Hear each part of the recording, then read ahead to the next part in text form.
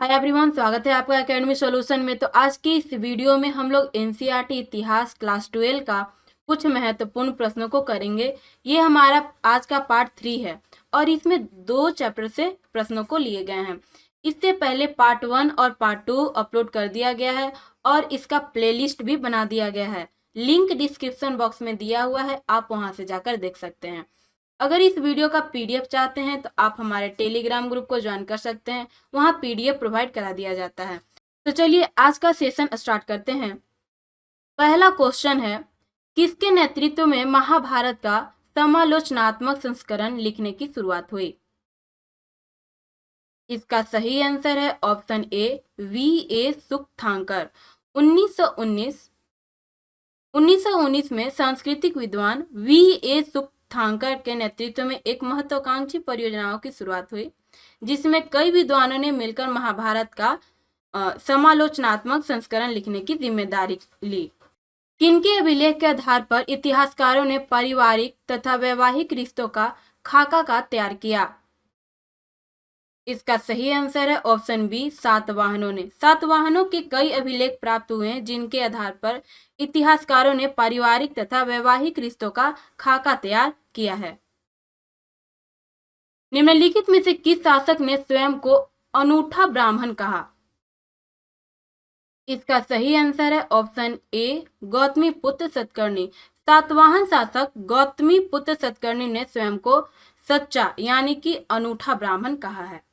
रेशम बुनकरों की श्रेणी का उल्लेख निम्नलिखित में से किस अभिलेख से मिलता है? इसका सही आंसर है ऑप्शन ए, मंदसौर अभिलेख से मिलता है। मंदसौर से मिले अभिलेख में रेशम बुनकरों की श्रेणी का उल्लेख मिलता है, जो मूलतः लाट प्रदेश के निवासी थे और वहां से मंदसौर चले गए थे, जिससे उस समय दसपुर के नाम से जाना जाता था। रेशम बुनकर मूलतः किस प्रदेश के निवासी थे? इसका सही आंसर है ऑप्शन ए, लाट प्रदेश, जो कि अभी गुजरात में है। निम्नलिखित में से कौन सा ग्रंथ ब्राह्मण वणिक की स्थिति का वर्णन करता है? इसका सही आंसर है ऑप्शन डी, मृच्छकटिकम। किसमें व्यापार को वैश्यों की जीविका का साधन बताया गया है?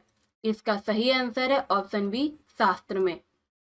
इनमें से किसमें चांडालों के कर्तव्यों की सूची मिलती है? अर्थशास्त्र, मनुस्मृति, रामायण या महाभारत? इसका सही आंसर है ऑप्शन बी, मनुस्मृति में। मनुस्मृति में चांडालों का कर्तव्य की सूची मिलती है, जिन्हें गांव के बाहर आना होता था और वे फेंके हुए बर्तनों का इस्तेमाल करते थे, और उन्हें यह भी कहा जाता था कि वे या गांव हो या फिर शहर हो, उन्हें चलना फिरना नहीं होता था। किसके अनुसार वधिक और सफाई करने वालों को नगर से बाहर रहना पड़ता था? इसका सही आंसर है ऑप्शन सी, वेनसांग। वेनसांग के अनुसार वधिक और सफाई करने वालों को नगर से बाहर रहना पड़ता था, और ये भारत कब आया था? तो ये 7वीं शताब्दी में ये भारत आया था। अगर आपसे पूछे कि फाहियान के बारे में, तो फाहियान ये चीनी यात्री था। ये 5वीं शताब्दी में ये भारत आया था, और इसका कहना था कि स्पीकों को सड़क पर चलते हुए करताल बजाकर अपने होने की सूचना देनी पड़ती थी। फाहियान कहां से आया था? इसका सही आंसर है ऑप्शन बी, ये चीन से आया था। मनुस्मृति के अनुसार पैतृक जायदाद का माता पिता की मृत्यु के बाद कौन विशेष भाग का अधिकारी था? इसका सही आंसर है ऑप्शन ए, ज्येष्ठ पुत्र। मनुस्मृति के अनुसार पैतृक जायदाद का माता पिता की मृत्यु के बाद सभी पुत्रों में समान रूप से बंटवारा किया जाना चाहिए, किंतु ज्येष्ठ पुत्र विशेष भाग का अधिकारी होता था। बौद्धों ने किस आधार पर सामाजिक प्रतिष्ठा को अस्वीकार किया? इसका सही आंसर है ऑप्शन बी, जन्म के आधार पर। महाभारत की रचना कब हुई? इसका सही आंसर है ऑप्शन ए, 200 ईसा पूर्व से 200 ईस्वी के मध्य हुई। पुरातत्ववेत्ता बीबी लाल ने हस्तिनापुर नामक गांव में उत्खनन किया, यह कहाँ है? इसका सही आंसर है ऑप्शन बी मेरठ। महाभारत की कथा का केंद्र थे। इसका सही आंसर है ऑप्शन सी कुरु पांचाल। ये दोनों महाभारत की कथा का केंद्र थे। कूटागार शालाओं का संबंध निम्नलिखित में से किससे है? इसका सही आंसर है ऑप्शन सी वाद विवाद से संबंधित बौद्ध स्थल। बौद्ध ग्रंथों में कितने संप्रदायों का चिंतन परंपराओं का उल्लेख मिलता है? इसका सही आंसर है ऑप्शन ए 64। बुद्ध ने शिक्षा किस रूप में दी है? इसका सही आंसर है ऑप्शन बी मौखिक के रूप में। बुद्ध की मृत्यु के बाद उनके शिष्यों ने ज्येष्ठों या वरिष्ठ श्रमिकों की एक सभा कहाँ बुलाई?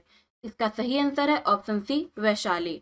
यहाँ पर बुद्ध की शिक्षाओं का संकलन किया गया था। बौद्ध धर्म के कहाँ पहुंचने पर दीपवंश तथा महावंश जैसे क्षेत्र विशेष का इतिहास लिखा गया? इसका सही आंसर है ऑप्शन बी श्रीलंका।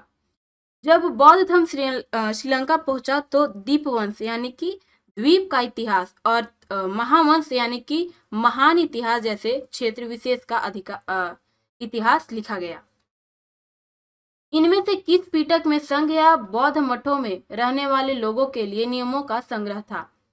इसका सही आंसर है ऑप्शन बी विनय पिटक। विनय पिटक में संघ या बौद्ध मठों में रहने वाले लोगों के लिए नियमों का संग्रह था। अजीत केस कंबलियन किस संप्रदाय के विद्वान थे? इसका सही आंसर है ऑप्शन ए लोकायत। लोकायत संप्रदाय के समर्थकों को क्या कहा जाता था? इसका सही आंसर है ऑप्शन ए भौतिकवादी। जैन धर्म के सिद्धांत से संबंधित कौन सा कथन सत्य है?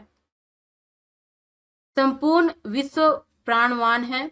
जन्म और पुनर्जन्म का चक्र कर्म द्वारा निर्धारित होता है। कर्म के चक्र से मुक्ति के लिए तपस्या की आवश्यकता होती है या उपर्युक्त सभी? इसका सही आंसर है ऑप्शन डी उपर्युक्त सभी। निम्नलिखित में से किसके लिए श्रमण शब्द का प्रयोग किया जाता था? इसका सही आंसर है ऑप्शन सी ऐसे व्यक्ति जिन्होंने सांसारिक जीवन को त्याग दिया हो। थेरी गाथा किससे संबंधित है? इसका सही आंसर है ऑप्शन ए सूत पिटक। थेरी गाथा सूत पिटक का हिस्सा है। इसमें भिक्षुणियों द्वारा रचित छंदों का संकलन है और इसमें महिलाओं के सामाजिक तथा आध्यात्मिक अनुभवों के विषय में वर्णन किया गया है। बौद्ध दर्शन के संदर्भ में निम्नलिखित कथनों में कौन असत्य है? इसका सही आंसर है ऑप्शन ए बौद्ध दर्शन के अनुसार विश्व नित्य व स्थायी है। बौद्ध दर्शन के अनुसार विश्व अनित्य है। विश्व अनित्य है और लगातार बदल रहा है। यह आत्मा विहीन है क्योंकि यहाँ कुछ भी स्थायी या शाश्वत नहीं है। इस क्षण भंगुर दुनिया में दुख मनुष्य के जीवन का अंतर्निहित तत्व है। इसलिए कथन ए जो है वो गलत है। किसके कहने पर बुद्ध ने महिलाओं को संघ में प्रवेश की अनुमति दी थी? इसका सही आंसर है ऑप्शन बी आनंद। आनंद के समझाने पर बुद्ध ने महिलाओं को संघ में आने की अनुमति प्रदान की और बुद्ध की अनुमति से उपमाता महाप्रजापति गौतमी संघ में महाप्रजापति गौतमी संघ में प्रवेश करने वाली ये पहली भिक्षुणी बनी थी। संघ में प्रवेश पाने वाली पहली भिक्षुणी कौन बनी? इसका सही आंसर है ऑप्शन बी प्रजापति गौतमी। बुद्ध के जीवन काल में तथा उनकी मृत्यु के बाद ही बौद्ध धर्म तेजी से फैलने के क्या कारण थे? लोग समकालीन धार्मिक प्रथाओं से असंतुष्ट थे। तेजी से हो रहे सामाजिक बदलाव ने लोगों को उलझनों में बांध रखा था। बौद्ध शिक्षाओं में जन्म के आधार पर श्रेष्ठता की बजाय अच्छे आचरण व मूल्यों को महत्व दिया गया, जिसमें लोग इस धर्म की ओर आकर्षित हुए। यह उपर्युक्त सभी। इसका सही आंसर है ऑप्शन डी उपर्युक्त सभी। भगवान बुद्ध ने प्रथम उपदेश कहाँ दिया? इसका सही आंसर है ऑप्शन बी सारनाथ में। भगवान बुद्ध को बोध गया में सबसे पहले ज्ञान की प्राप्ति हुई, बोध गया। सारनाथ में प्रथम उपदेश दिया और कुशीनगर में इन्होंने निर्वाण प्राप्ति की। निम्नलिखित कथन में से कौन सा कथन असत्य है? इसका सही आंसर है ऑप्शन ए, स्तूप बनाने की परंपरा की शुरुआत बुद्ध काल से हुई। स्तूप बनाने की परंपरा ये बुद्ध काल से पूर्व ही मौजूद थी, ये पहले से ही स्तूप बनाने की परंपरा स्टार्ट थी, इसलिए कथन जो ए है वो हमारा गलत है। स्तूप की संरचना कैसी होती थी? इसका सही आंसर है ऑप्शन सी, मिट्टी के टीले जैसी होती थी। निम्नलिखित कथनों में कौन सा कथन सही नहीं है? सांची और भरहुत के प्रारंभिक स्तूप बिना अलंकरण के हैं।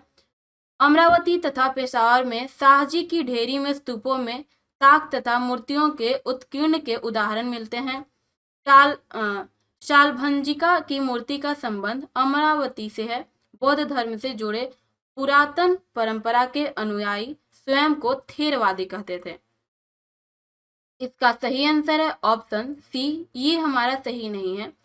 शालभंजिका की मूर्ति का संबंध सांची के स्तूप से है, सांची के स्तूप से है। लोक परंपरा में यह माना जाता था कि इस स्त्री द्वारा छुए जाने से वृक्षों में फूल खिल उठते थे और फल लगने लगते थे, इसलिए कथन जो सी है वो हमारा गलत है। कैलाशनाथ मंदिर कहाँ है? इसका सही आंसर है ऑप्शन डी, महाराष्ट्र। तो ये थे आज के हमारे कुछ महत्वपूर्ण प्रश्न। उम्मीद करेंगे कि आपको पसंद आएगा। अगर वीडियो अच्छा लगे तो अपने दोस्तों के साथ इसे शेयर जरूर कीजिएगा। अगर आप हमारे चैनल पे नए हैं तो चैनल को सब्सक्राइब भी जरूर कीजिएगा। अगर इस वीडियो का PDF चाहते हैं तो आप हमारे टेलीग्राम ग्रुप को ज्वाइन कर सकते हैं, लिंक डिस्क्रिप्शन बॉक्स में दिया हुआ है। तो मिलते हैं हम लोग नेक्स्ट वीडियो में। आज के लिए बस इतना ही।